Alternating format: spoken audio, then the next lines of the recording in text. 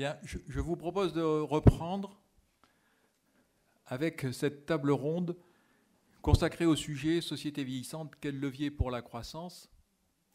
Je crois que la tenue de cette table est déjà un événement, parce que ne pas opposer vieillissement, processus de vieillissement et croissance est en soi une gageure, parce que si on refait un tout petit peu d'histoire, les économistes ont eu tendance quand même à avoir une vision très pessimiste des relations entre le processus de vieillissement et la croissance. Alfred Sauvy, un grand économiste, un grand démographe, a parlé de l'envahissement des vieillards qui menaçait les sociétés et qui a donné finalement naissance à une vision tout à fait pessimiste avec la baisse de la population active, la baisse de la productivité, la baisse de l'épargne, de l'investissement, etc. Et c'était plutôt synonyme donc de décroissance. Et là, on parle, et je pense que c'est important depuis ce matin, on parle de vieillissement et de croissance et de dynamisme économique. Alors j'espère que je ne serai pas démenti par la table ronde. À cette table, 7 personnalités au profil très divers. Guy Valencien est un médecin, professeur de médecine à l'Université Paris-Descartes et président du cercle Santé-Société. Claude Le Pen est professeur à l'Université Paris-Dauphine, spécialiste bien connu de l'économie de la santé. Et, oui, Gilbert, et il a publié d'ailleurs hier un article sur la dépendance dans le Figaro. Philippe Aghion, que vous connaissez, professeur d'économie à Harvard. Gilbert Sed, vous connaissez aussi, ils sont intervenus cet après-midi. Directeur à la Banque de France, professeur d'économie à l'Université de la Méditerranée. Francis Kramars, directeur du CREST à l'INSEE. Jacques Pelletan, que vous connaissez, donc chercheur associé à la chaire, transition démographique, transition économique. Et Jean-Luc Gaffard, qui est professeur d'économie à l'Université de Nice, Sophia Antipolis. Je vais tout de suite donner la parole à Guy Valencien. Je propose que les interventions ne durent pas plus de 6 minutes. Et de façon à ce qu'on puisse laisser le débat avec la salle, on fera une interruption pour un débat avec la salle, un premier débat avec la salle, après l'intervention de Philippe Aghion. Philippe Aghion a une contrainte, il doit nous quitter impérativement à 6h15, donc il sera excusé, mais il pourra intervenir dans le débat, dans cette première série de questions et de débats avec la salle. Guy Valencien, je vous laisse la parole. Voilà, je mets juste ma montre pour être dans les 6 minutes. Moi, je fais partie des 14 millions de plus de 60 ans et je m'en trouve très bien. Je suis médecin, donc praticien, je vois beaucoup de personnes âgées et je pense que plus on vieillit, mieux on va. Et c'est vrai que cette notion de se dire qu'on est dans la déchéance, dans la dépendance, tout le mot, la retraite, en France on parle de retraite, vous savez que les Espagnols parlent de la jubilación. Je vais jubiler, je vais jouir quand j'arrête de travailler, c'est assez merveilleux.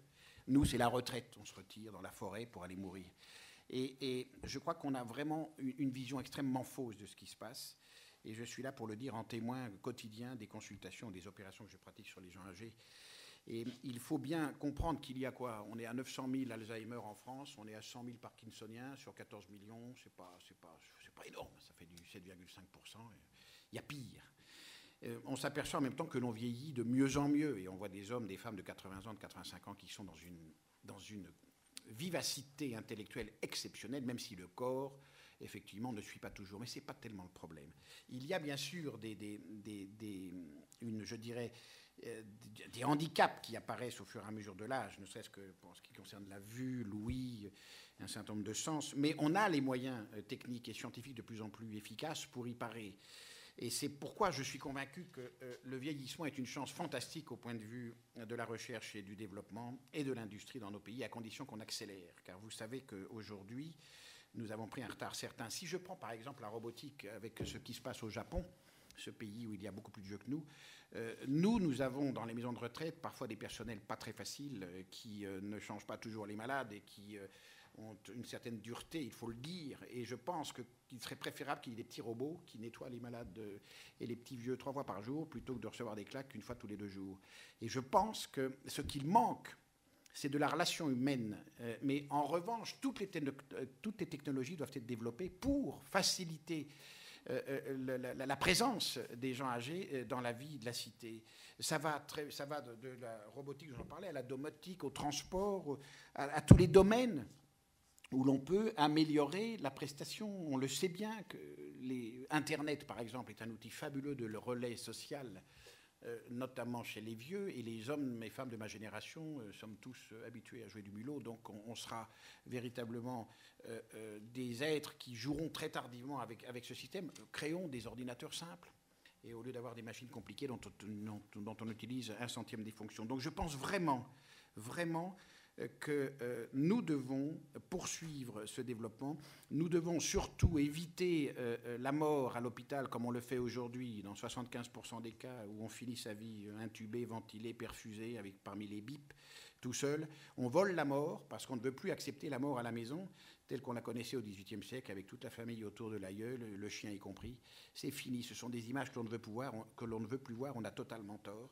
Il faut savoir aussi que il faut revenir au lien intergénérationnel qui, en fin de compte, n'a jamais disparu. Quand on voit en consultation les petits-enfants qui viennent avec leurs grands-parents pour leur expliquer, on se dit que la France est belle et qu'il n'y a pas de fracture générationnelle véritable. En revanche, c'est vrai qu'on ne peut plus accueillir les anciens comme vous aviez dans les fermes où on le mettait près du feu, puis on le voyait se dessécher gentiment, on le tournait un peu à droite, un petit peu à gauche pour lui donner un petit peu de chaleur, et puis un jour il s'éteignait. Aujourd'hui, dans les F2 de banlieue, on ne peut plus avoir ses aïeux, et c'est bien dommage parce qu'on a là une difficulté. On les parque effectivement et on les met dans les maisons de retraite qui sont à la campagne alors qu'elles devraient être dans les villes pour être dans le tissu social, parce qu'à la campagne il y a des arbres et des chats, et quand vous êtes dans une maison de retraite que vous arrivez à peu près valide, dans les 6 mois vous devenez grabataire comme les autres parce qu'il n'y a rien à faire, vous ne pouvez pas sortir de cette maison.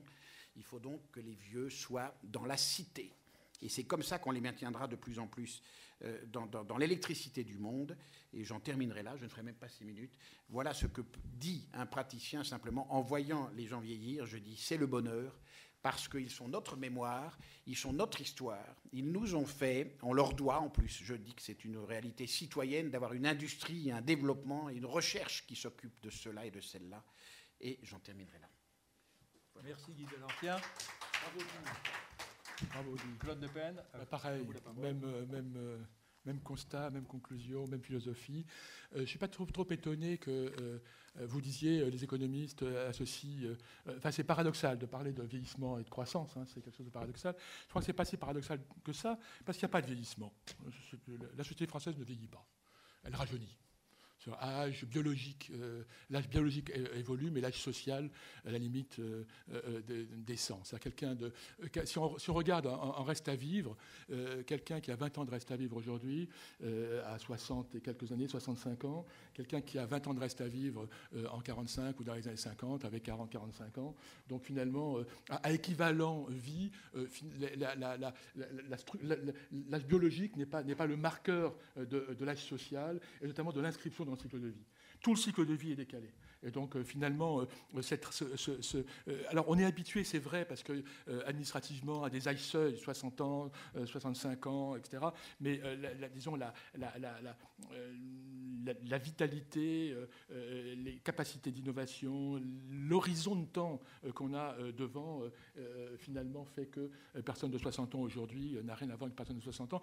Rappelez-vous, dans la Chartreuse de Parme, la Santa Severina, qui a un premier mariage, rencontre l'amour, elle a 35 ans, elle dit « Est-ce qu'au seuil de la vieillesse, qu'enfin il me sera donné d'être heureuse ?» 35 ans, le seuil de la vieillesse. Donc je crois qu'on est, si vous voulez, dans une espèce on est prisonnier de logique et de barrières qui nient l'essentiel. Et l'essentiel, c'est ce qu'a dit Guy, c'est-à-dire qu'on vieillit plus vite en bonne santé, l'espérance de vie en bonne santé augmente plus vite que l'espérance de vie tout court. C'est-à-dire qu'au fond, non seulement on vieillit, mais on vieillit bien, on vieillit mieux. C'est-à-dire que la fameuse dépendance dont on parle concerne 6% des personnes, c'est extrêmement faible. On sera tous malades, mais très peu de nous seront dépendants. Donc il faut relativiser beaucoup cette notion de vieillissement. Elle n'est pas constatée, en tout cas si on l'apprécie socialement, c'est autre chose. En plus, souvent le vieillissement est associé à déclin démographique. C'est-à-dire qu'on peut vieillir, une société peut vieillir soit par allongement de la longévité, soit par baisse de la natalité. Or, aujourd'hui, on a un vieillissement qui ne s'associe pas, en France du moins, alors c'est un petit peu différent dans d'autres pays, d'ailleurs ça fait une grosse différence entre les sociétés où le vieillissement s'accompagne d'une expansion démographique et les sociétés dans lesquelles il y a déclin démographique. Dans l'entre-deux-guerres, la France vieillissait, mais il y avait déclin démographique. Aujourd'hui, la France vieillit, entre guillemets, au sens d'augmentation de l'âge moyen de la population ou de la part des plus de 65 ans, mais il n'y a pas de déclin démographique, au contraire, il y a une démographie qui est relativement dynamique, au moins en Europe et peut-être même au-delà. On assimile aussi, le terme de vieillissement n'est pas aussi très bon parce qu'il fait référence à un vieillissement biologique, c'est-à-dire inéluctable, on vieillit tous individuellement. Mais une société ne vieillit pas, il n'y a pas d'inéluctabilité. Une société passe par des phases. Elle vieillit, elle rajeunit. La société française a rajeuni en 1945. Elle rajeunira dans 10 ans. À 1974, la vague démographique à 800 000 naissances se termine en 1974. On perd 100 000 naissances, on passe à 700 000 environ. Eh bien, quand on aura absorbé ce choc, cette baisse, eh bien, la société française va rajeunir. Donc l'avenir, nous sommes dans une phase actuellement, effectivement, d'augmentation, mais dans 20 ans, ça va s'inverser et la société française va à nouveau rajeunir. Donc il n'y a rien d'inéluctable. La société française ne va pas mourir parce qu'elle vieillit. Tout ça, c'est des assimilations du biologique et du social qui sont tout simplement pas exactes et qui correspondent à... Alors, ce qui est vrai, c'est que la société change, c'est vrai qu'elle se décale, une espèce de décalage. L'âge du premier enfant, c'est 29 ans. Après la guerre, c'était 20 ans. L'entrée sur le marché du travail, c'est pas loin de 30 ans. Il y a une espèce de... La maturité, en tout cas je parle de mes enfants, me semble arriver plus tard que celle de la maturité de ma génération. Et là, il y a un décalage global, disons, des âges sociaux et se focaliser sur l'âge biologique, encore une fois, n'est pas quelque chose de tout à fait normal. Deuxième point, il n'y a pas de marché pour les vieux. C'est-à-dire que c'est vrai qu'il y aura des services, c'est vrai qu'il y a des aménagements, etc. Mais tout ce qui est bien pour un vieux est bien pour un jeune. On a fait un séminaire avec la Fondation des Caisses d'épargne pour l'autonomie à Lille, avec des urbanistes, sur l'aménagement du cadre de vie des personnes âgées. Une maison, un espace à vivre aménagé pour une personne âgée est extraordinaire pour des jeunes enfants. C'est-à-dire que c'est formidable pour un jeune adulte. C'est des espaces intelligemment conçus, sans rupture, avec une pensée architecturale. Et donc c'est vrai que l'impulsion est venue de la réflexion en personnes âgées, mais c'est extraordinaire. Ça a vocation à intéresser n'importe quelle personne qui voit ce type d'appartement conçu pour les personnes âgées un peu plus large, un peu plus circulant, un peu plus lumineux, un peu mieux conçu. Il a très envie d'y vivre. Il y a peu de services qui soient exclusivement centrés sur le vieillard décati auquel il faut apporter un support. Et de même pour les aides électroniques. Toutes les aides électroniques que développent en ce moment les opérateurs, les bips spécifiques, les GPS pour les personnes âgées qui tombent, ou les bracelets électroniques pour les patients d'Alzheimer qui ne savent pas rentrer chez eux, etc. Tout ça, ce sont des dispositifs qui sont susceptibles d'intéresser et d'être utilisés bien au-delà de la sphère stricte des personnes âgées. Alors, il y a enfin, dernier point, c'est vrai qu'on a un petit peu parlé auparavant, c'est vrai que il y a, disons, le vieillissement va créer un certain nombre de choses, d'emplois, etc. Peut-être pas autant, là on va voir un petit petit peu le lien entre la compétition des emplois, entre la destruction industrielle permanente, actuelle, et puis la création. Mais il y a aujourd'hui, et j'ai des témoignages, souvent des gens viennent me voir pour comme ça avoir des avis, etc. Mais il y a des initiatives extraordinaires de reconstruction d'un lien social autour des personnes âgées et de création d'emplois salariés, bénévoles, subventionnés ou pas, etc. Mais c'est pas simplement un emploi, c'est aussi la reconstruction d'un milieu et d'une circulation. J'ai plus le temps, mais je voulais vous parler d'une association que j'ai vue ce matin qui s'appelle Répit et Aide et Répit, et dont le but est de donner du répit aux parents de personnes âgées dépendantes, leur permettre d'aller en vacances, et avec un protocole très, très sophistiqué, et donc ils utilisent des retraités, ils utilisent un certain nombre de gens, et c'est une initiative locale. Ils ont créé une vingtaine d'emplois sur une petite commune du Puy-de-Dôme, et c'est tout à fait étonnant, disons, à partir d'un phénomène qui est considéré comme épouvantable, un parent en Alzheimer, voir que se met en place, se reconstitue un vrai vivier de sociabilité, et que ce sort un petit peu fatal, finalement, se retourne en chance pour la collectivité et pour la petite ville dont ils ont pris en quelque sorte la gouvernance. Dernier point, c'était pas donc mon dernier point, c'était mon avant-dernier point. Je suis assez frappé de voir quand on prolonge les courbes démographiques, mais on prolonge rien d'autre. C'est-à-dire qu'on fait l'hypothèse que la personne qui aura 80 ans dans 20 ans, c'est-à-dire moi, sera à technologie constante. Elle sera un vieillard comme est quelqu'un à 80 ans aujourd'hui. C'est-à-dire qu'on raisonne toutes choses égales par ailleurs. Or, tout va changer. Tout va changer. Par exemple, alors je ne vais pas vous faire le numéro de notre ami Laurent Alexandre, mais notamment la génétique. Et on est aujourd'hui il faut se projeter dans un univers à 20 ans où la personne âgée à 20 ans sera dans un univers qui n'a plus rien à voir avec celui qu'on a aujourd'hui. Ce qu'on fait, en gros, c'est qu'on prolonge des courbes, on accentue un phénomène démographique tout en gardant constant les autres paramètres du modèle. Et ça, c'est profondément inexact. En santé, c'est ce qu'on a fait. Si on regarde aujourd'hui les projections des dépenses de santé faites dans les années 70, on est stupéfait parce qu'on a précisément fait ça. On a précisément projeté, alors on a abouti à des choses assez bizarres par ailleurs, mais d'ailleurs très excessives. On a abouti à des 25%, 30% de PIB, etc., mais ce qui n'est pas vérifié.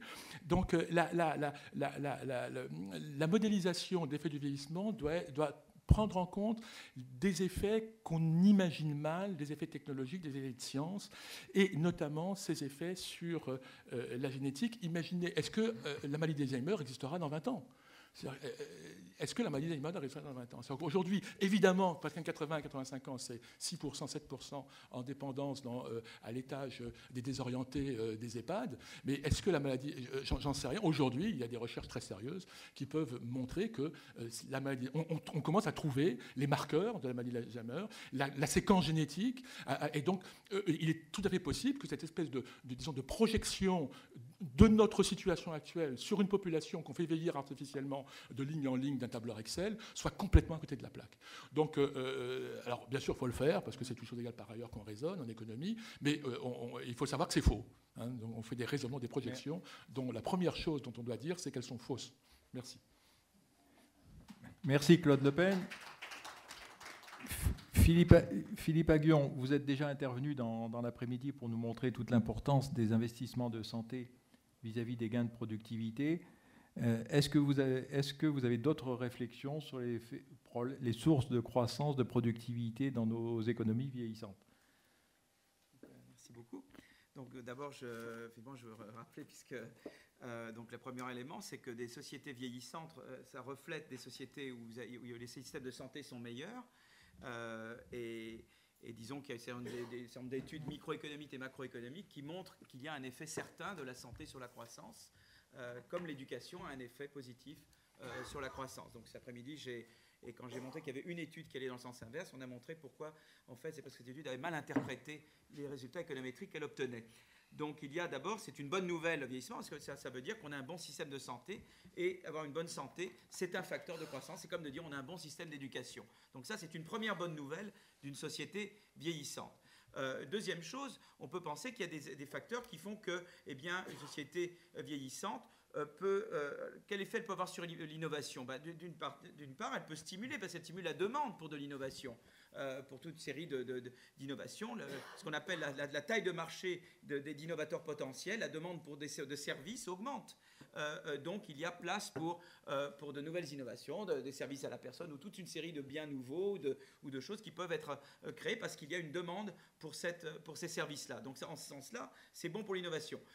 On peut dire que ce n'est pas forcément bon en termes de est-ce que les personnes plus âgées prennent plus de risques que les personnes plus jeunes. On a l'impression que les études ont l'air de montrer qu'en général, les populations plus jeunes, ou dans les générations plus jeunes, prennent plus de risques. Donc ça, c'est un facteur dont on peut parler ensuite.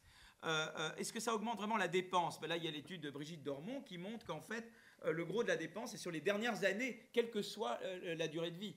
Donc d'allonger la durée de vie n'augmente pas vraiment le coût, parce que le gros du coût, c'est sur les 5 dernières années, quelle que soit la durée de vie, quoi. Ça, c'est une étude très importante, parce que sinon les gens ont le sentiment qu'en fait, il y a une espèce d'augmentation linéaire du coût avec la durée de vie. Et en fait, cette étude montre que ce n'est pas le cas.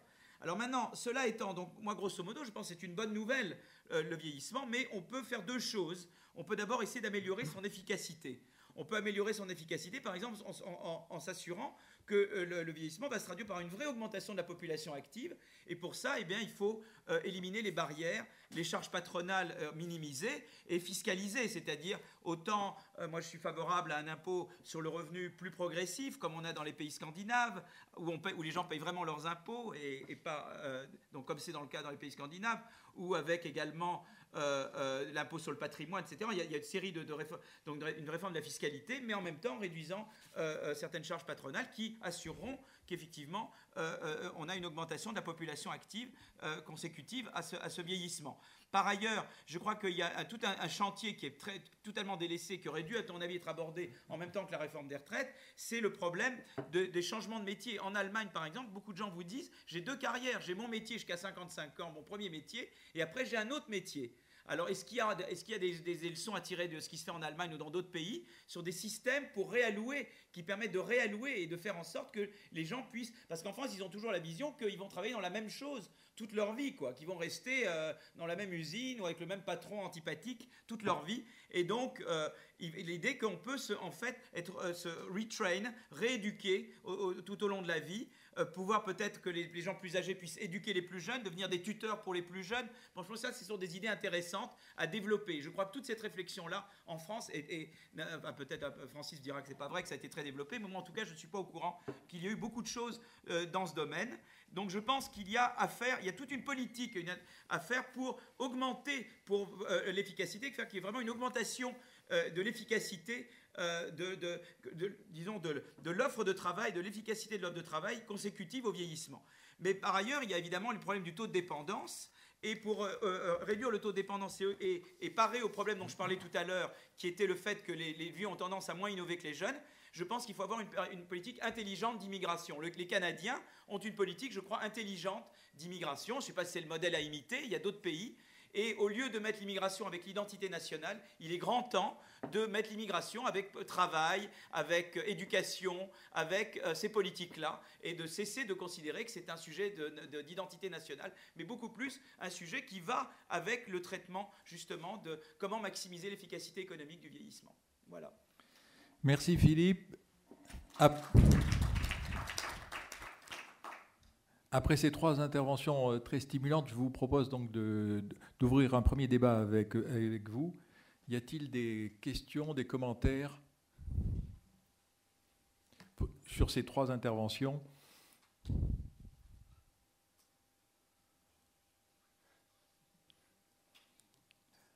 Bon, alors, oui. Un petit peu plus fort peut-être? Oui. Est-ce que le micro n'a pas dû disparaître? Oui. Tenez là. Alors, j'avais une question. Ça marche pas. Approchez-vous. Alors. Alors, j'avais une question par rapport à l'intervention de Philippe Aghion. Par rapport, quand vous avez dit que, genre, quand on arrive à 55 ans, on peut avoir 2 métiers. Mais changer de métier. Mais encore faut-il que le deuxième métier ne soit pas simplement un métier genre de retraité, entre guillemets, c'est-à-dire tuteur, je sais pas, babysitter. Est-ce que donc dans ce cas, la formation tout au long de la vie ou quelque chose comme ça pourrait remédier à certains problèmes de super spécialisation des carrières? Voilà. Donc, Ou première de question. non-spécialisation des carrières. Donc, en réponse à ça, Ouais. je crois qu'il y a tout un aspect, même de l'éducation, même avant, c'est-à-dire qu'il faut, et je crois qu'il est important, par exemple, on s'est rendu compte, il y a eu des études en comparant, par exemple, l'Écosse et l'Angleterre, qu'en fait, il y avait beaucoup plus de flexibilité dans le système universitaire écossais que dans la partie anglaise de la Grande-Bretagne, et qui fait qu'en fait, les gens étaient plus flexibles après. C'est-à-dire qu'il faut que l'éducation forme à un métier, mais forme aussi à la flexibilité et permette aux gens. Et ça, c'est pas seulement vrai au vieillissement, mais je pense que ça se traduit également au fait que ça accroît la possibilité de se reconvertir, peut-être lié à une éducation tout au long de la vie qui permette cette reconversion. Mais je crois que ça, c'est tout un énorme chantier. Je suis sûr qu'il y a eu déjà beaucoup de contributions. Francis connaît sûrement mieux que moi. Mais dans ce domaine. Mais je crois que ça, c'est vraiment, il faut vraiment comment maximiser l'efficacité économique du vieillissement. Je crois que ça, c'est vraiment une question importante. Oui, Le Pen. Oui, tout à l'heure, je fais allusion à cette association qui fait des commandos pour aider les gens. Ces commandos sont formés, c'est-à-dire qu'ils sont employés à temps complet et entre les missions, il y a une formation continue. C'est-à-dire que la formation est assez sophistiquée. Il y a plus d'un mois de formation initiale. Ils sont en mission, on les récupère, un peu comme les consultants. Les travails de consultants dans les boîtes de consultants les plus hype, où les gens, entre les missions, se forment sur des sujets qu'ils choisissent. Eh bien, c'est un peu pareil. Et on peut...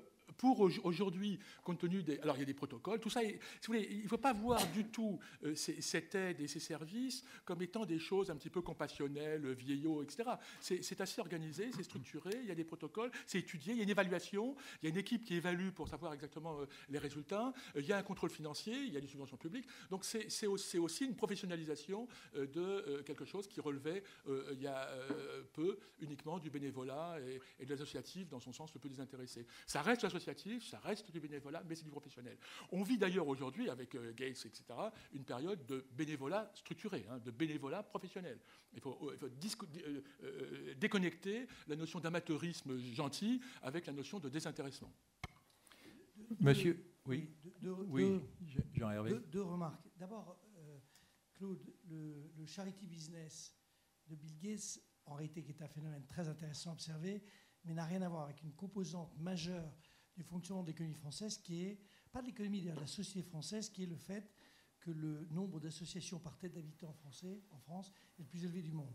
Donc il y a un espèce de côté d'un dynamisme implicite qui est très compliqué à cerner, mais qui est une réalité. Maintenant, je reviens sur le sujet que tu as évoqué, Philippe, parce que évidemment, je suis d'accord avec ça, mais je me dis, on est, toi et moi, ministre de l'économie, enfin, on est en charge. Pendant la négociation sur les retraites, évidemment, tu te dis que l'argument qui a été employé à de nombreuses reprises, qui consiste à dire le gars, il prend sa retraite officiellement à 61,6, 61, mais il est en fait en dehors du circuit majoritairement à, on va dire, un peu plus de 58. Donc il est soit au chômage, soit ceci, enfin tout un système. Comment, concrètement, si on nous dit aujourd'hui, à l'heure qu'il est, on nous dit comment on résout ce problème, qu'est-ce que ça veut dire? Alors il y a une première logique qui consiste à fiscaliser, pénaliser fiscalement le fait qu'on met le mec à la porte. À partir de 55 ans, ça a été le cas, ça a été fait, etc. Est-ce que ça a été favorable? J'en sais rien, je ne crois pas. En tout cas, pas dans les résultats. Alors tu te dis, il faut, on va les garder. C'est vrai qu'il y a un petit côté compassionnel, qui d'ailleurs n'a aucune raison d'exister, puisqu'il n'existe pas dans les autres pays. Donc il n'y a pas de raison que le gars, la femme ou l'homme de 60 ans en France soit plus, j'allais dire, sorti du monde réel qu'il l'est dans les pays voisins. Laissons tomber les pays scandinaves qui nous font toujours, qui sont toujours notre exemple parce qu'ils sont loin et en réalité qu'on ne les connaît pas bien, donc on les utilise. C'est toujours l'histoire, le Danemark. Parlons de pays à côté, l'Allemagne, l'Italie, l'Espagne, ça, ils sont plus utilisés. Comment on fait? Alors on dit, ils vont servir de tuteurs. Bon, c'est une solution, mais on ne peut pas imaginer, si je prends la tranche d'âge 54, 55, 64, je double le nombre de personnes, ça fait beaucoup de monde, hein. Ils ne peuvent pas être tous tuteurs.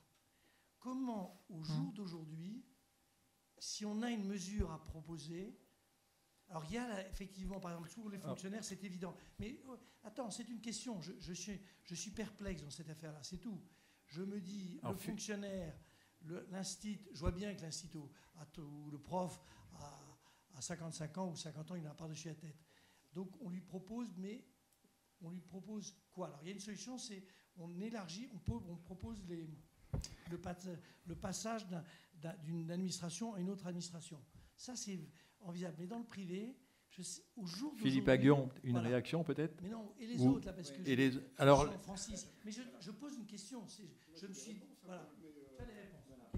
Mais tu voulais parler avant, peut-être, Gilbert? On reprend? Alors, on vous... Bon, sur ces sujets, peut-être à ce moment-là, vous pouvez aussi vous exprimer. Oui, on est complètement sur le sujet. Avant de reprendre le débat dans le sens où tu l'avais prévu, juste réagir à ce qu'a dit Madame. Moi, j'ai exactement la position inverse. À partir du moment où on dit « il faut faciliter les mobilités professionnelles pour les seniors par rapport aux âges antérieurs », mais pas sur telle activité, pas sur telle autre activité. À partir du moment où on met cette exclusion, on reproduit exactement ce à quoi on essaie d'échapper, à savoir le fait que certaines pertes de capital humain, parfois une érosion du capital humain, amène les gens à se confronter à des situations où leur productivité peut devenir inférieure à leur niveau de salaire. Alors si les salaires connaissent certaines rigidités, dans ce cas-là, évidemment, les situations de non-emploi ou de sous-emploi sont la réponse de marché, en quelque sorte, à ce manque de mobilité. Il ne faut rien postuler, a priori. Pourquoi ne pas mettre sur un même pied les mobilités vers des professions comme celles que vous évoquiez, puis des professions qualifiées, mais avec d'autres qualifications? Pourquoi ne pas laisser faire les choses, en quelque sorte, le marché, d'une certaine façon, dans ce domaine-là? Parce que sinon, la sanction du marché sera forte. La sanction du marché, c'est évidemment un taux d'emploi des seniors qui est très faible dans notre pays. Alors, je crois que je vais donner la parole à Francis Kramars, puisqu'il avait prévu d'intervenir sur tout ce qui est situation du travail et faire des propositions dans ce sens. Donc, Francis. Des propositions, c'est la fête.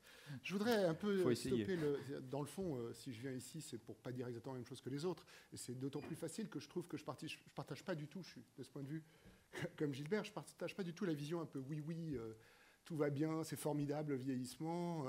Je ne vois pas pourquoi on serait capable de résoudre les problèmes du vieillissement. On n'a pas été capable de résoudre le problème de l'emploi des jeunes, de la formation des jeunes. On n'est pas capable de résoudre le problème des gens de 55 à 60 ans. On est capable de rien faire. Donc la question est pourquoi?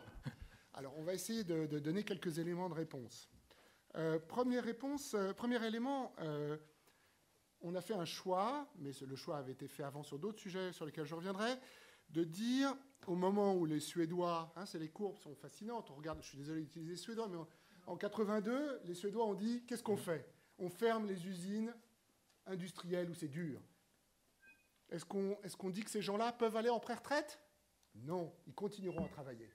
Super. En France, qu'est-ce qu'on dit? Ils arrêtent de travailler. Ça veut dire quoi? Ça veut dire deux choses. Ça veut dire que petit a, l'offre de travail diminue. Et deuxièmement, ce que les gens oublient, la demande de travail pour les personnes les plus âgées se casse la gueule. Parce que pourquoi vous emmerdez à façonner des emplois pour les personnes âgées? Parce que ça demande un peu de créativité. Dans la mesure où l'État vous permet à coût nul et même facilite le transfert de ces personnes qui sont à votre charge vers la collectivité. Donc, en un mot, le problème auquel on a affaire actuellement, c'est un problème d'offre de travail. Et de ce point de vue, quoi qu'on dise, dire aux gens, vous allez devoir travailler jusqu'à 62, 65, 67, 70 ans, c'est bon. Indépendamment de la façon dont ça a été fait, je suis d'accord qu'on peut toujours critiquer. Mais le signal est là. Et deuxièmement, le signal est aussi adressé aux entreprises qui sont complètement coupables dans cette situation, ce qui renvoie à l'état déliquescent de la négociation paritaire. Il n'y a pas de paritarisme, c'est nul. Bon, donc, premier point, l'offre et la demande est complètement perturbée grâce à nos amis de 82. Évidemment, le point qui est évoqué de la sécurisation des parcours professionnels est un point essentiel. Sauf que, évidemment, j'y reviendrai, c'est aussi complètement perverti parce qu'on ne peut pas parler de sécurisation des parcours professionnels dans un pays où le taux d'emploi, le taux de chômage ne veut rien dire, le taux d'emploi des jeunes est très faible et le taux d'emploi des personnes plus âgées est très faible aussi. Pour des raisons sur lesquelles je reviendrai. Mais dans le fond, on peut se poser aussi la question de la sécurisation du cycle de vie, si je reprends les termes utilisés par Didier Blanchet tout à l'heure. Puisque ce qui compte dans le fond, et je suis tout à fait dans le fond d'accord avec ce que disaient M. Le Pen et M. Valencien, il faut pouvoir aller d'un endroit à un autre. La sécurisation chez soi, ça fait partie de au sens d'un appartement en bonne forme, ça fait partie de la sécurisation du cycle de vie. Ça veut dire quoi? Ça veut dire qu'il faut non seulement intégrer le passage d'un emploi à un autre, mais c'est le passage en formation et le passage après. Ça veut dire quoi concrètement en France? En France, nous sommes très forts parce que nous insistons pour que nos enfants travaillent entre 18 et 20 ans, pour ceux qui sont les êtres supérieurs qui vont dans les grandes écoles, et après, ils arrêtent de travailler, ils ne font plus rien, au moment où dans tous les autres pays, travaillent. Mais en plus, une fois que vous avez merdé à 18 ans, vous n'avez pas moyen de rattraper. Donc nous avons cette spécificité d'interdire les personnes de reprendre un emploi plus tard. Qu'est-ce que nous devrions développer? Ce n'est pas les DIF, ce n'est pas la formation continue. La formation continue est une mauvaise réponse au problème. Tous les travaux menés par Ekman actuellement montrent que ce qui compte pour le futur, c'est ce qui se passe de 0 à 5 ans, voire 7 ans. Donc ça veut dire quoi? Il faut dire qu'il faut, petit a, que nous fassions une bien meilleure formation dans les âges faibles, et comme le proposent des gens comme Cyrulnik, par exemple. Il y a un certain nombre de propositions sur ces thèmes qui avaient été prises dans la commission Attali, à laquelle Philippe et moi-même participions. Je ne sais pas s'il faut faire des publicités comme ça, mais bon, ça fait toujours bien. Il y a peut-être une femme ou deux dans la salle qui serait séduite. Deuxièmement, le truc qui se passe, c'est que quand on a raté à 16 ans, parce qu'à 16 ans, on a plein de choses qui font qu'on rate, on n'a aucun moyen de retourner à l'école à 18, 20, 22. C'est absolument scandaleux. Dans le fond, un système qui serait un système intelligent, c'est dire tout le monde a droit à aller jusqu'à la licence, gratuitement, et après les gens payent. Ils ne payent pas tout de suite, ils payent comme dans les pays normaux, plus tard, en fonction de ce qu'ils gagnent. Donc si quelqu'un a bien réussi grâce à son MBA ou je ne sais pas quoi, il paye, pas nécessairement tout de suite, mais plus tard, beaucoup plus que quelqu'un qui, par exemple, a fait la même longueur d'études comme un archéologue qui gagne moins, mais dans le fond... Donc il faut des surcoûts liés à la taxation sur les... Donc ça, c'est un point très important. Et il faut que les gens puissent retourner à l'école, mais pas pour la formation continue pendant 3 jours. Ça, c'est uniquement pour les gens qui ont été bien formés. C'est si on a réussi... La France se spécialise dans la non-formation des gens. On a environ 700 000 personnes, Claude Le Pen le rappelait chaque année, dans une génération, on a environ 150 000 qui sortent sans diplôme du système scolaire. Un autre point, donc il y a 2 points qui sont intéressants. Et peut-être le dernier provisoirement. Alors, non, je vais dire et après, 2 points. On te redonnera la parole. Je vais en profiter, puisque je veux que mon camarade Philippe m'entende. Sinon, il va partir. Jusqu'à maintenant, je vous rappelle, tu dis, on est vraiment d'accord. Oui, mais dis pas ça, parce que je ne sais plus ce que je veux dire maintenant, je suis dans la merde. C'était le deuxième point. Oui, je pense qu'il y a le problème en France, dans le fond, pour bien comprendre d'où provient le chômage, en partie des jeunes et des plus âgés, c'est les lobbies. Les lobbies, c'est les rentes. Donc on est dans une société de rente où, dans le fond, on va taper un peu sur M. Valencien parce qu'il est sympathique. Il faudra lui laisser la réponse. Bien sûr, mais il ne pourra pas dire qu'il n'y a pas de numerus clausus en France.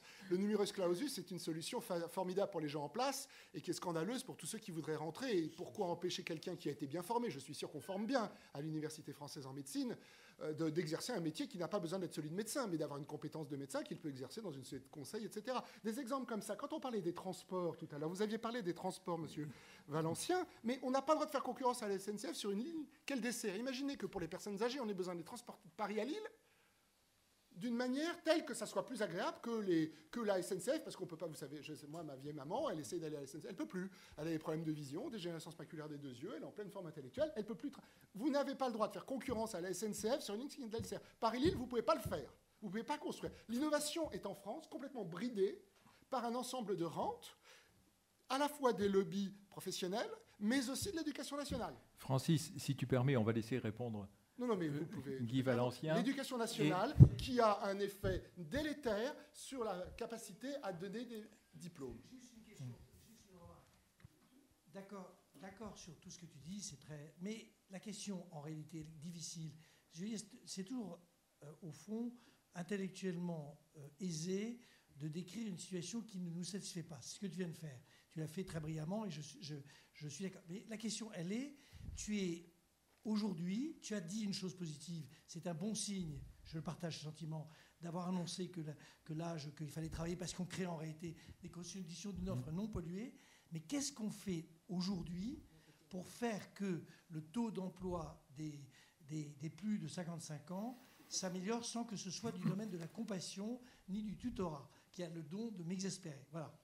C'est facile, tu supprimes les barrières à l'entrée.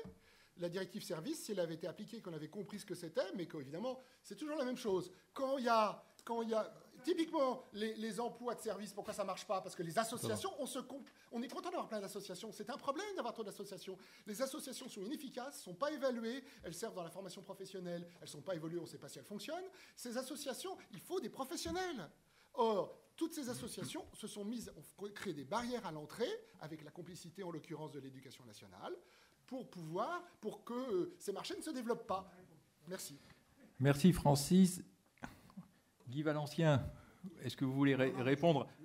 Non, je ne vais pas répondre. Je vous peux donnez dire. vos commentaires. Non, sur le plan, sur le plan du numerus clausus, moi je suis au contraire de ceux qui considèrent qu'il faut qu'il y ait très peu de médecins en France, puisque entre l'infirmière bac plus 3 et nous-mêmes bac plus 12 ou 14, il n'y a personne. Donc il faut injecter un maximum de jeunes dans des métiers intermédiaires niveau master.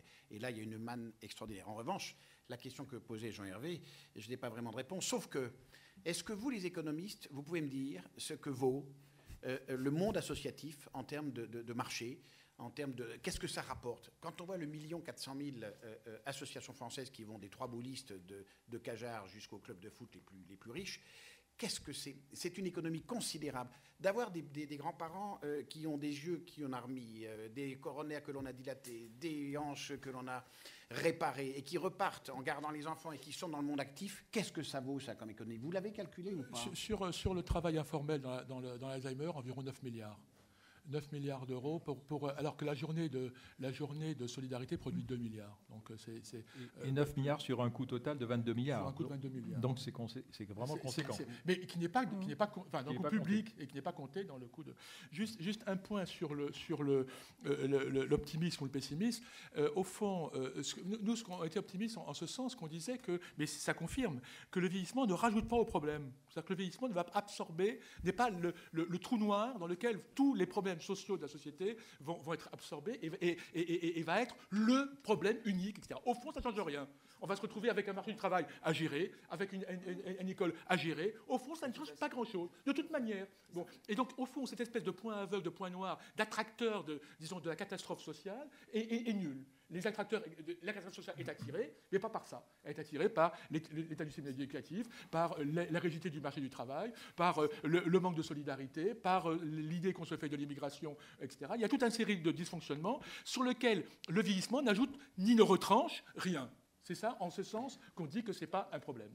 Merci. Juste par rapport au truc, je veux juste un mot rapide. Par rapport à la conclusion du rapport Attali. Dans le rapport Attali, on disait en gros, il faut déréglementer les marchés et il faut améliorer l'éducation, d'accord? Et on le disait aussi dans le rapport sur les leviers de la croissance qu'on avait fait avant. Bon, donc ça, et donc là où je suis d'accord avec Francis, c'est de dire, notre réponse à ta question, c'est de dire, ça c'est déjà les éléments. Mais peut-être qu'il y a des choses, peut-être qu'il y a des trucs en termes de réforme fiscale aussi à mettre, tu vois, que je disais tout à l'heure, pour permettre, tu vois, pour encourager d'autant plus. Ça, c'est quelque chose que dans le rapport Attali, nous n'avions pas fait. Et ce qu'il n'y a pas non plus dans le rapport Attali, on n'a pas beaucoup parlé de politique d'immigration. Et là, il y a peut-être des choses aussi à trouver. Il y a peut-être aussi un peu de benchmarking à faire. Moi, en général, quand je regarde une réforme, je regarde dans les pays où ça marche bien, où ils ont réussi. Et je regarde ce qu'ils font. Tu vois, et peut-être que dans les pays, je ne sais pas, et là justement, ce que j'ai essayé de faire pour l'université, pour Pécresse, j'ai essayé de regarder ailleurs où est-ce qui se faisait de bien, tu vois. Et je pense que pour répondre sérieusement à ta question, donc d'abord les éléments de base, c'est ceux que Francis a dit, déréglementation, flex sec, éducation. Bon, je pense qu'il faut rajouter fiscalité et immigration. Comment tu le fais? Et là, c'est là que le benchmarking est très intéressant. Puis après, tu regardes, tu peux adapter à ton pays ou pas. Mais moi, je pense que c'est comme ça que j'approche, méthodologiquement, que j'approcherai le problème.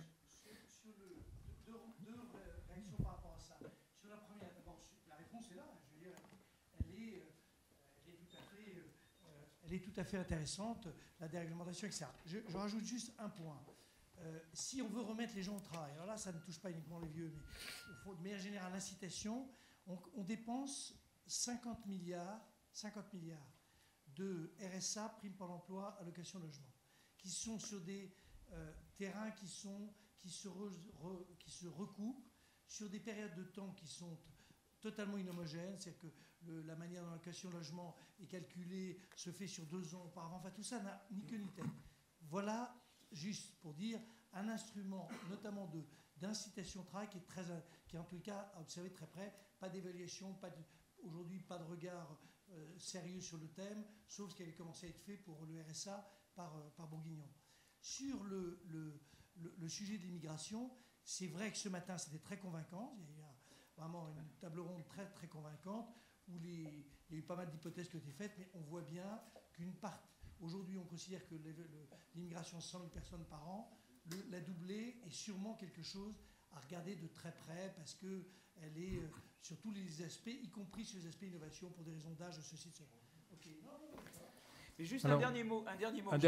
Parce que oui, sur vous la êtes réglementation, il y a quand même des éléments. J'ai fait des travaux récents avec Cahuc, Algan et Schleifer et d'autres pour montrer qu'il y a quand même un lien entre la déréglementation et la confiance. Et que pour pouvoir, par exemple, tu disais qu'en directive service, c'est vrai qu'en France, il y a des grosses barrières à ça. Les gens ont peur, quoi. Et donc, je crois que safety net, ou mettre en place des éléments qui donnent confiance aux gens pour qu'ils adhèrent davantage à la déréglementation, ça aussi, c'est des choses que nous n'avions pas encore pleinement considérées. Nous avons commencé à considérer dans le rapport Attali, mais qu'à mon avis, il faut approfondir pour légitimer la déréglementation, et notamment celle des services qui, pour le moment, en France, ne l'est pas. Et ça, notamment, les travaux qu'on a fait avec Pierre et Yann vont dans ce sens. Il y a d'autres gens qui ont fait d'autres travaux comme ça. C'est-à-dire que la confiance et la déréglementation, c'est deux choses qui vont ensemble. Et ça, c'est quelque chose qu'il faut bâtir. C'est un socle qu'il faut... Voilà, Merci Philippe. Je crois que vous êtes obligé de nous quitter. Encore merci pour votre participation. Et je propose de reprendre le cours de la table ronde, puisqu'il y a trois personnes qui ne se sont pas encore exprimées. Donc je voudrais donner la parole à Jacques Pelletan sur le sujet du capital humain, et puis ensuite Gilbert Sette et Jean-Luc Gaffard. Assez rapidement, donc sur la question de l'offre et de la demande de biens et services. Sur la demande, c'est très compliqué de voir comment va évoluer la structure de la demande. Comme l'a dit Claude Le Pen, en réalité, dès lors qu'on souhaite prolonger les courbes démographiques, on se heurte à des problèmes puisque les technologies peuvent changer, c'est vrai, et souvent on en est ramené à faire un choix pour analyser l'évolution de la structure des marchés, choix qu'on est bien obligé de faire dans un monde fortement incertain, entre prolonger les courbes d'un autre côté et peut-être faire de la science-fiction d'un autre côté. Quelques mots sur l'offre à présent. Et dans un contexte de vieillissement démographique, il y a 2 points que je voudrais aborder. Premier point, c'est lié à l'éducation. Je suis tout à fait d'accord avec Francis Kramartz. Au cours de la vie, il n'importe pas d'amener les gens 3 jours à l'école de temps en temps pour avoir bonne conscience. Mais si on veut réellement former les gens et éviter que l'amortissement du capital humain se prolonge trop, il faut les former, par exemple, 1 an. Et peut-être que l'une des solutions, peut-être qu'on peut faire autrement, mais l'une des solutions de les former 1 an, ce serait de rendre, comme on l'a fait pour le service militaire, cette année de formation obligatoire à 40 ou 45 ans, par exemple, pour éviter qu'il y ait des effets de sélection entre les gens bien dotés, des gens en capital humain qui vont continuer, les autres qui ne continuent pas, etc. Donc, premier point, c'est la question du capital humain. Est-ce que c'est une solution miracle pour faire travailler des personnes plus longtemps? Je ne suis pas sûr.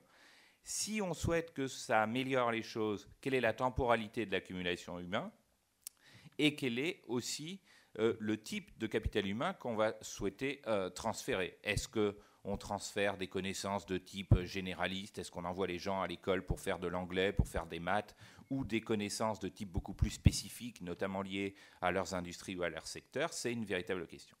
Et le deuxième point qui me semble important sur l'offre de biens et services, c'est la notion d'aversion au risque.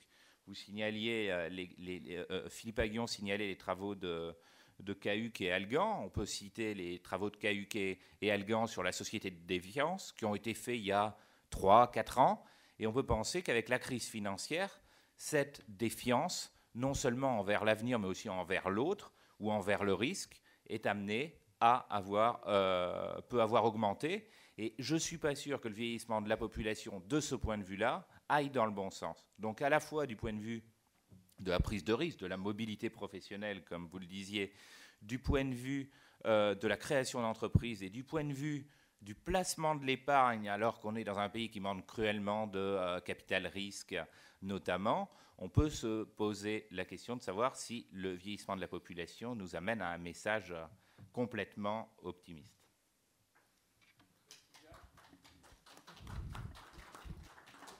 Gilbert Sette, il était prévu que tu interviennes sur la crise pour nous rappeler que le vieillissement se produit dans une situation de crise. Changer parce que ça serait complètement en décalage par rapport à la discussion qui vient d'avoir lieu. Alors, je voudrais juste compléter cette discussion. Peut-être tes réactions, oui. Discussion sur 2 points. D'abord, la question du financement de la protection sociale, et puis ensuite le problème des rigidités de marché qui a commencé à être évoqué.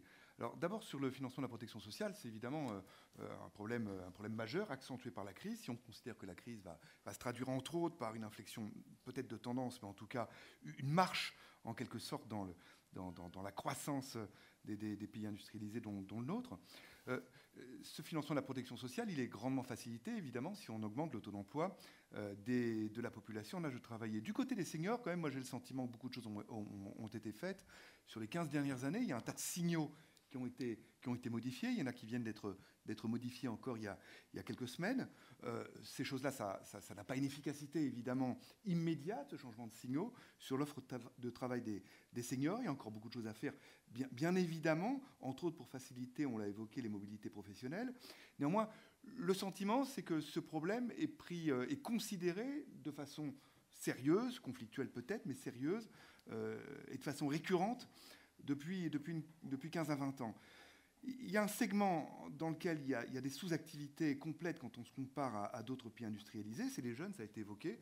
Et sur ce plan-là, ce qu'on peut déplorer, c'est que rien, et absolument rien ne soit fait pour augmenter le taux d'emploi des jeunes, pour faciliter peut-être en particulier les cumuls emploi partiel et études, qui ne sont pas du tout un facteur de baisse de résultats dans les études, au contraire, loin de là, comme le montrent pas mal d'études. Donc sur ce plan-là, peu de choses ont été faites. Mais pour aller plus loin, il existe encore dans notre pays, comme dans tous les pays d'ailleurs, il ne s'agit pas de pointer la France du doigt, mais chez nous, ça prend évidemment des formes spécifiques, comme dans d'autres pays, d'autres formes spécifiques. Il y a des incitations, des signaux qui sont envoyés aux agents pour les sortir du marché du travail. Il y en a, et il y en a des très très nombreuses. J'en donnerai qu'un exemple, mais on pourra en donner une grande quantité. On dépense dans un pays comme la France 3 milliards d'euros par an, par exemple, pour encourager les parents de jeunes enfants à sortir du marché du travail. Ça s'appelait l'APE avant, maintenant c'est quelque chose, un dispositif qui est fondu dans la page, mais le passage de l'APE de rang 3 à l'APE de rang 2 aurait, d'après des études quand même assez sérieuses, je pense à celle entre autres de Piketty, aurait sorti environ 150 000 personnes, principalement des femmes mères de jeunes enfants, du marché du travail. Donc c'est des choses quand même colossales qui continuent à exister, des incitations qui coûtent cher et par lesquelles on essaie de sortir des gens du marché du travail, des incitations négatives.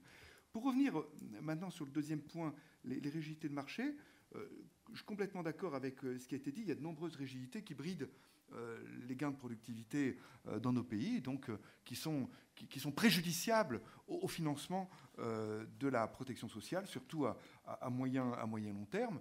Pour illustrer ça d'un chiffre, il faut bien voir que le rattrapage des niveaux de productivité structurelle entre des pays comme la France, mais c'est pareil pour les autres grands pays européens et les États-Unis, ce rattrapage est fini. Maintenant, il y a une distance depuis une quinzaine d'années qui se prend d'un demi-point à 1 point par an. Et cette perte de productivité d'un demi-point à 1 point par an qui s'accumule, eh bien évidemment, c'est une perte en termes de facilité de financement de la protection sociale. Mais il y a un autre travers des rigidités qui a à peine été évoqué dans la discussion, c'est le fait c'est des rigidités, je dirais, qui canalisent, qui brident l'offre de services à certains publics, et entre autres, les services offerts aux personnes âgées par une non-neutralité fiscale, par exemple, dans l'offre de ces services entre des associations non lucratives et des entreprises qui pourraient offrir des services équivalents. Eh bien, les pouvoirs publics, en quelque sorte, flèchent par certains avantages spécifiques, aident par certains avantages spécifiques l'offre de certains services sur certaines structures associatives au nom d'un bien-être dont en tout cas le bien fondé n'est pas du tout évident. Alors on est allé très loin dans ce domaine-là en France. On est allé quand même jusqu'à la création, moi ça me semble complètement aberrant, du statut des entreprises d'insertion qui vise à se dire on va faire du social auprès de personnes qui ont besoin d'être réinsérées dans certaines activités professionnelles en leur donnant un travail social à faire. Et c'est la façon dont on envisage la réinsertion de certains publics. L'offre de services de ces publics-là n'est pas a priori meilleure que l'offre publique d'entreprises éventuellement de marché. Et je crois que la mise en concurrence d'une offre associative et d'une offre d'entreprise à but lucratif ne pourrait être que bénéfique pour les publics concernés par ces services. Merci Gilbert. Il reste Jean-Luc Gaffard. Comme vous avez le privilège d'intervenir en dernier, vous avez aussi le privilège de pouvoir réagir à tout ce qui a été dit, y compris cet après-midi. Je crains surtout d'avoir un propos très décalé, à moins que je commence à dire que dans des mondes turbulents, j'ai tendance à penser que des rigidités sont parfois très positives. Et nous sommes dans un monde très turbulent. Alors, bon, vous m'avez fait venir ici, c'est très gentil, je ne crois pas avoir de grandes compétences sur le sujet lui-même. J'ai donc essayé de voir qu'est-ce qui s'écrivait sur les perspectives macroéconomiques d'une société vieillissante. Et ce dont je me suis aperçu, c'est que, je dirais comme d'habitude, les économistes modernes privilégient le long terme sur le court terme, privilégient les conditions d'offre, on en a beaucoup parlé sur les conditions de demande. Donc la macroéconomie, c'est une macroéconomie de long terme, ce qui veut dire que cette macroéconomie, au fond, elle se résume à faire ce qu'on appelle des réformes structurelles. Alors je pense que des réformes structurelles, il y en a un certain nombre qui peuvent être très utiles, elles ne le sont pas toutes. Par ailleurs, je pense que ces réformes structurelles, elles se font dans le monde réel. Ça veut dire qu'elles ne sont jamais des réformes optimales au sens de la théorie, elles sont toujours le résultat de compromis et de compromis sociaux dont il faut bien mesurer comment ils arrivent et comment il faut les gérer. J'entends bien qu'il faut systématiquement déréglementer. On déréglemente vis-à-vis d'un certain type de société, vis-à-vis d'une certaine histoire. Et après tout, une société qui perclue de rigidité a connu quelques années de croissance forte et durable. Alors, quand je regarde cette macroéconomie de long terme et que je vois comment elle s'applique donc à des sociétés vieillissantes, j'entends un roman. Le roman, c'est celui d'une société vieillissante riche qui va placer ses capitaux dans les pays jeunes, d'une société qui bénéficiera d'une meilleure rémunération de ses capitaux parce que les capitaux seront plus rentables dans les sociétés jeunes, d'une société qui peut-être aura une demande intérieure un peu plus faible et qui donc va exporter. Et je ne suis pas tout à fait convaincu que ce que j'observe aujourd'hui dans le monde coïncide très exactement avec ce partage des tâches, avec l'idée que des sociétés sont faites pour épargner et d'autres pour consommer. Je ne suis pas sûr que ça se fait exactement dans le sens qui est indiqué, pour des raisons que j'indiquerai peut-être dans un instant. Le tout étant assorti au total, je vais peut-être être un peu plus pessimiste en me référant à ce type de travaux que ce que j'ai entendu tout à l'heure, dans un contexte où ces pays vieillissants et ces pays néanmoins riches au départ vont avoir une croissance qui va être une croissance au moins affaiblie, parce que peut-être, mais ça j'entends bien que c'est très difficile à le mesurer et on ne sait pas trop dans quel sens ça va aller, où le taux de croissance de la productivité sera plus faible. Admettons que l'évolution de la structure par âge de la population, parce que c'est ça le vieillissement, on peut avoir des gens dont l'espérance de vie est plus longue, mais j'ai bien entendu tout à l'heure que peut-être dans 15 ans, 20 ans, il y aura de nouveau une redistribution de la structure par âge. Mais on peut imaginer qu'une structure par âge fait baisser la productivité, donc on est dans un cadre de croissance qui pourrait être faible, et donc évidemment, pour pallier cette croissance trop faible, eh bien, on voit toujours ressurgir le fait qu'il faut faire des réformes structurelles. Bon. Au passage, j'ai noté que parmi les réformes structurelles qui étaient proposées pour permettre qu'on place plus facilement l'argent des riches chez les pauvres, il fallait faire ressurgir la retraite par capitalisation. C'est le dernier argument en faveur de cette mesure intéressante. Bref, tout ça, c'est un avenir qui est dicté par des données fondamentales, souvent issues du cerveau des économistes, parfois en tout cas, alors que je considère que le futur sera ce que nous faisons du présent. Et l'idée que je voudrais simplement manifester ici, c'est que le problème de nos sociétés aujourd'hui, et depuis de nombreuses années, ce n'est pas le problème du vieillissement, c'est le problème de la croissance. Je veux dire par là que pour moi, un taux de croissance potentiel, un taux de chômage d'équilibre, ce n'est pas des variables exogènes, hein, c'est des variables qui ne sont pas dépendants. Ça dépend de la façon, il y a des effets d'hystérèse. Et ces effets d'hystérèse ne sont pas simplement dus à le fait qu'on a fait des bonnes ou des mauvaises réformes structurelles. Je pense qu'année après année, le type de choix en politique monétaire, en politique budgétaire qu'on a pu faire n'est pas sans influence sur la demande, parce que la demande, ça compte.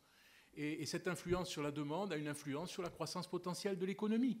Parce que quand l'économie est en déséquilibre et qu'il y a une insuffisance de demande et qu'il y a des destructions de capacités, qu'il y a des destructions d'emplois, eh bien ça a des effets à moyen et long terme, bien sûr. Et quand vous avez des années de croissance molle, eh bien ça se retrouve et c'est ça le vrai problème.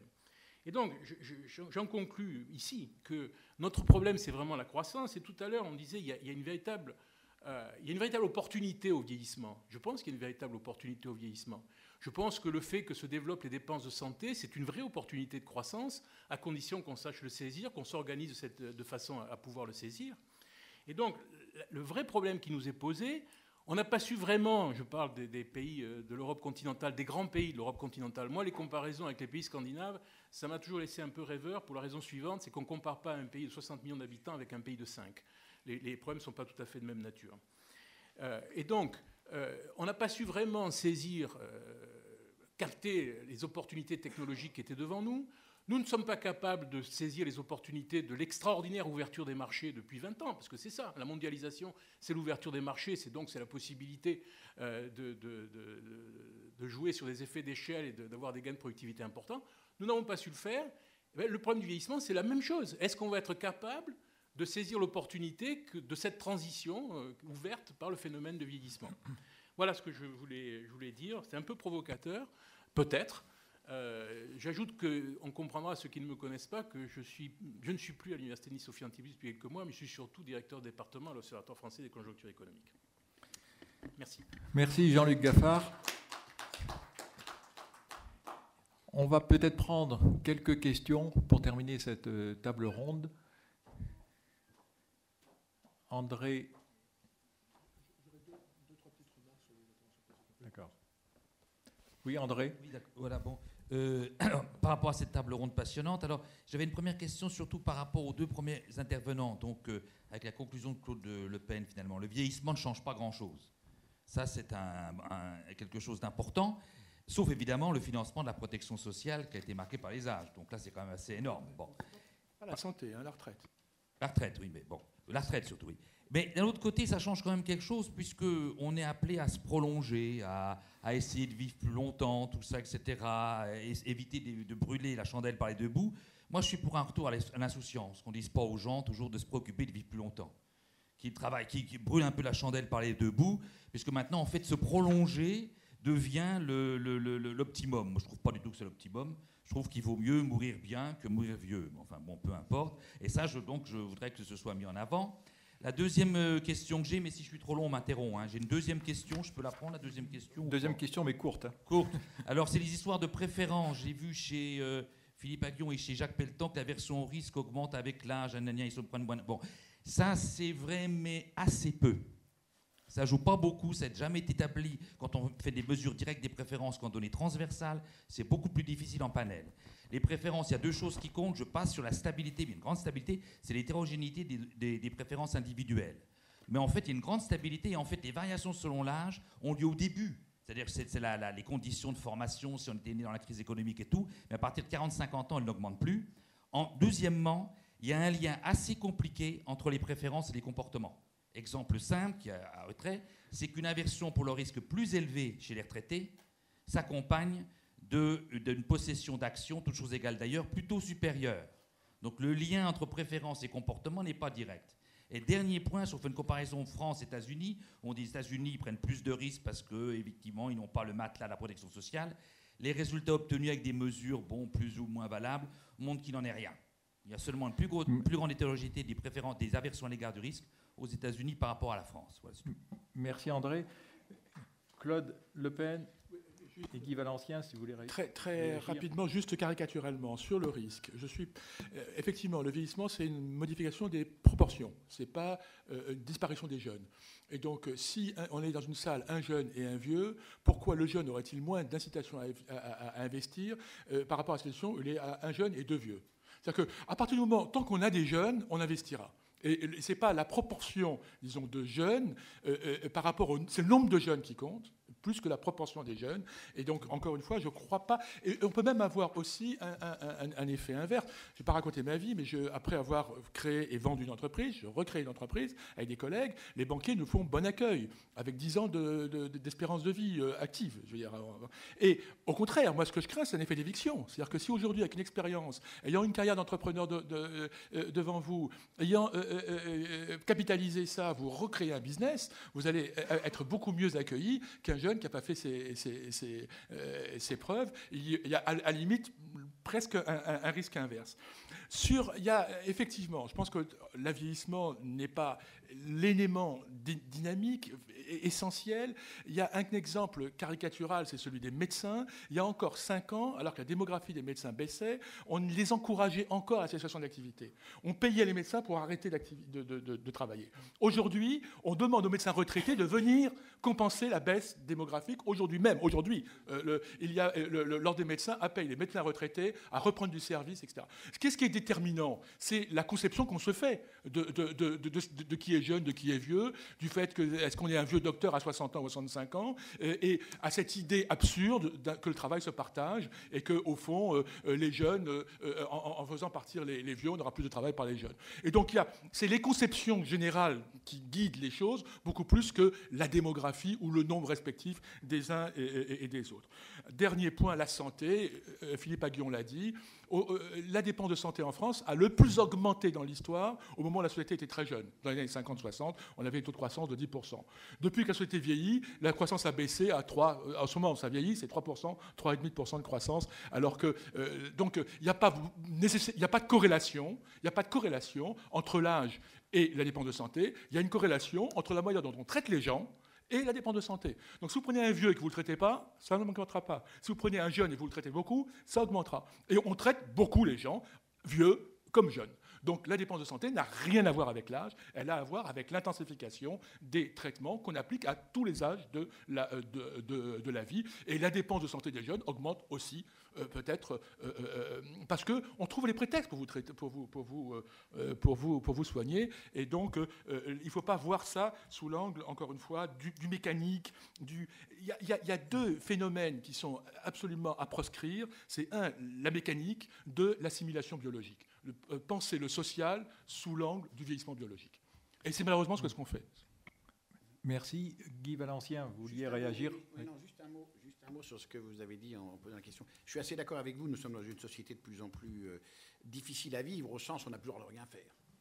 Plus le droit de rien faire, ça devient insupportable. Si on regarde le fumeur, c'est une absurdité. Le fumeur économiquement est un bien considérable, puisqu'il fait vivre le système de santé dans lequel je vis et qu'il abrège sa retraite de 4 ou 5 années. Donc il faut fumer. En plus, ça paye l'État. Donc je ne comprends pas quand on nous dit qu'économiquement, fumer coûte. C'est absurde. C'est un bénéfice. Il faut le reconnaître comme ça. Certains assureurs anglais ont appelé les fumeurs en disant « Venez chez nous, vous aurez une prime. Vous allez nous coûter moins cher. » Donc voilà, on est dans les absurdités conceptuelles qui aboutissent à ce qu'il faut prendre 5 fuites par jour, ne plus faire l'amour, ne plus boire, ne plus manger. On est dans une société de fous ensemble. Je suis d'accord avec vous. Merci. Reprenons un peu de liberté d'être. Ça fera du bien à tout le monde. Merci. Vu l'heure, je crois qu'il est temps de clore cette table ronde. Je voudrais remercier vivement tous les intervenants qui ont su rendre ce débat tout à fait intéressant et passionnant. Encore merci.